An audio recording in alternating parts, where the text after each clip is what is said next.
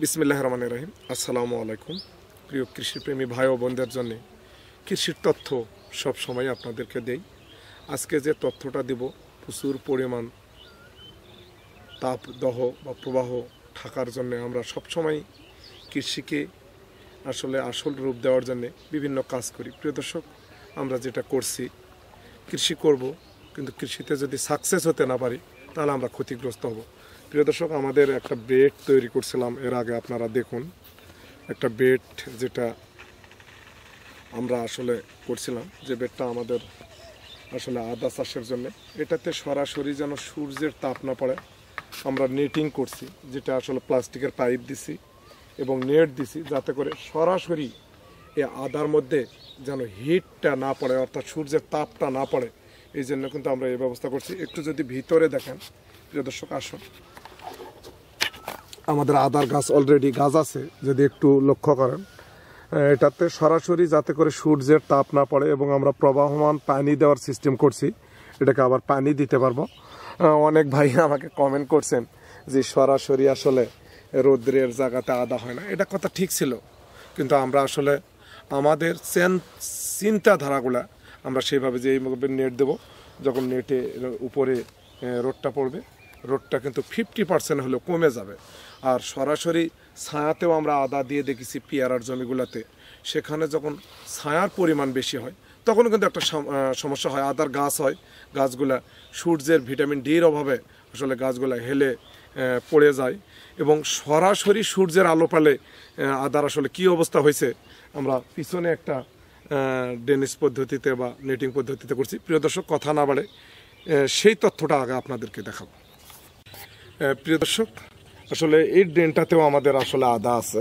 আমরা কিন্তু কলার গাছ লাগাইছিলাম, যে সরাসরি যাতে করে সূর্যের আলো পড়ে না।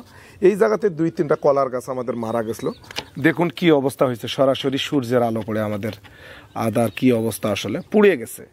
যে তাপটা অসহনশীল এবং কৃষি ফসলের জন্য, অর্থাৎ কৃষির জন্য অত্যন্ত অভিশাপ। আমরা এইভাবে কম খরচে একটা নেট দিয়ে, এটাতে পোকামাকড়ের উপদ্রব কম হবে। নেটের ভিতর হয়তো সরাসরি পোকাগুলো আসতে পারবে না, এবং বৃষ্টিও যদি হয় সরাসরি বৃষ্টির যে একটা কোপ সেটা হতে পারবে না, এবং সূর্যের যে প্রখর তাপ, এই 40-42-41 যেটাই বলেন, এই তাপ সরাসরি পাবে না। ইনশাল্লাহ যদি একটু আসেন প্রিয় দর্শক, এই দিকে দেখাই, এখানে যে গাছগুলা জ্বালাইছে সেগুলো কিন্তু পুড়ে যায় না। আপনারা দেখুন এটার ভিতরে যেটা, কিন্তু ওই সাইডে মোটামুটি গাছ বাহির হয়েছে। যদি একটু দেখেন আমাদের এদিকে কিন্তু সরাসরি অনেক গাছই বাহির হয়ে গেছে। আমরা এই যে খড় দিয়ে রাখছি, যাতে করে মাটিতে এটাকে এইভাবে দিছি, দেখেন আপনারা, এইভাবে খড়ের যাতে তাপমাত্রাটা যাতে সহনশীল হয়।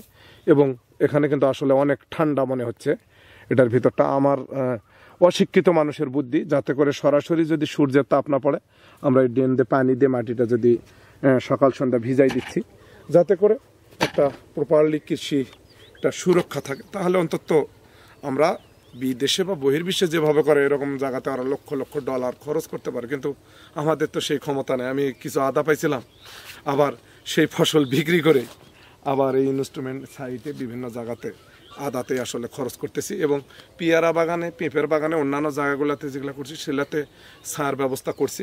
এবং এই সাইডে প্রিয় দর্শক যদি আসেন আমরা দেখাই,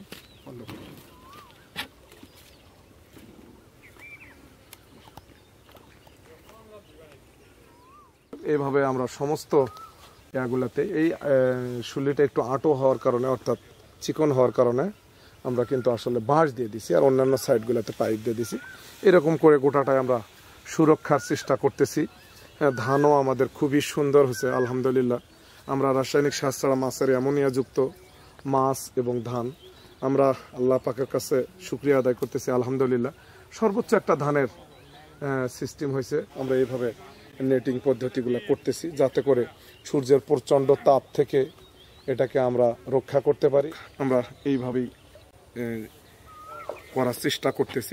আমরা সবসময় কৃষিকে সুরক্ষা দিয়ে কৃষির সর্বোচ্চ একটা ফলন আনার চেষ্টা করি।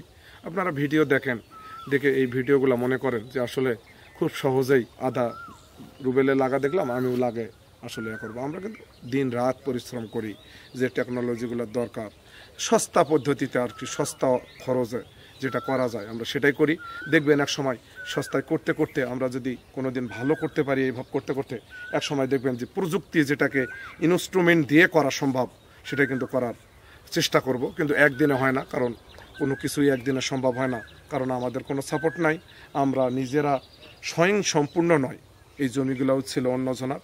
এই করতে করতে 12 শতকতে ইনশাল্লাহ যত দূর দেখতেছেন দু চোখ যায় আধুনিক কৃষি ফার্ম ইনশাল্লাহ প্রযুক্তির আওতায় আনার চেষ্টা করতেছে। আপনারা আমাদেরকে দোয়া করবেন, ইনশাল্লাহ একদিন না একদিন দেখবেন যে আমরাও সেই বিদেশের সিস্টেম, সেই ফাইবার টিন, ফ্যান, প্রযুক্তি আমরাও চেষ্টা করি, কিন্তু আসলে মুখে বলা অনেক কিছুই যায়, কিন্তু বাস্তবতাটা অত্যন্ত কঠিন। কিন্তু তাই বলে আমরা কৃষি বাদ দেব না। কৃষিকে যেভাবেই হোক আল্লাহ পাক যেন কৃষিকে হেফাজত করে, আল্লাহ যেন সবাইকে তাওয়াক্কালতু আল্লাহর উপর বিশ্বাস করে আমরা যেন আল্লাহকে ভুলে না যাই, আল্লাহর বেশি বেশি জিকির করি।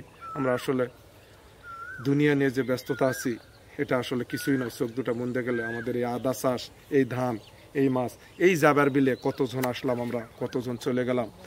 এখানে থাকার কথা ছিল কেশরের গাছ, সেগুলাতে মাছ নড়তেছে, সোনার ফসল আল্লাহ ধান দিছে।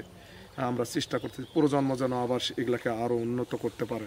আসলে এই জন্যেই আমি এই কৃষিকে আসা বা কৃষি করা।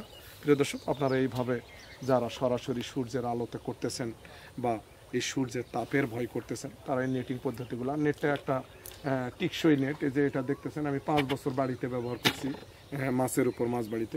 আবার আমি এখানে পুরাতন নেটগুলো দিচ্ছি। নেট, কট, সুতা এগুলো কিন্তু আসলে দীর্ঘদিনের একবার কিনলে 2-4 বছর ব্যবহার করা যায়। ইনশাল্লাহ আমরা এইভাবেই করার চেষ্টা করতেছি। আপনারা আমাদের জন্য দোয়া করবেন। আজকে এই আদাকে তাপ থেকে বাঁচার জন্য আমরা এই নেটিং পদ্ধতিটা করলাম, এটাই আপনাদের সামনে ইনশাল্লাহ তুলে ধরলাম। আমাদের আদার যেটুকু ইনভেস্টমেন্ট ছিল সবটুকুই আবার আদাতেই বিনিয়োগ করছি। এই আদায় স্বপ্ন, এই আদায় আমাদের আসলে ভবিষ্যতের এই কৃষি ফার্মের অর্থ। আপনারা আমাদের 1 লক্ষ বস্তার মতো মোটামুটি করছি, আর কিছু লাগার একটা প্ল্যান আছে, এটা লাগালে আমাদের খেলাপ হবে। আপনারা আমাদের জন্য দোয়া করবেন, আমরা যেন আদা চাষে গুরুত্বপূর্ণ ভূমিকা রাখতে পারি।